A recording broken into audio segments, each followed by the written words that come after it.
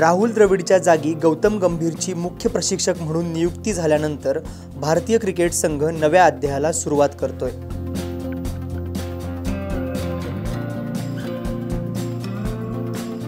T20 विश्वचषकावर नाव कोरल्यानंतर 27 जुलैपासून सुरू होणाऱ्या 3 T20 आणि 3 एकदिवसीय सामन्यांच्या मालिकेत भारताचा सामना श्रीलंकेशी होणार आहे। BCCI निवड समिती या सामन्यांसाठी संघ जाहीर करण्याची तयारी करत असून संघाच्या कर्णधार पदाच्या निवडीवरून सूर्या आणि KL राहुल यांच्यात रस्सीखेच पाहायला मिळते। रोहित नंतर हार्दिक पांड्याकडे T20 फॉर्मॅटमधला मुख्य दावेदार म्हणून बघितलं जातंय। मात्र गंभीर आणि निवडकर्ते कर्णधार पदासाठी सूर्याला पसंती देत आहे असं देखील वृत्त आहे। तर रोहितच्या अनुपस्थितीत KL राहुल श्रीलंकेविरुद्ध वनडे संघाचे नेतृत्व करणार असल्याच्या चर्चा देखील आहेत।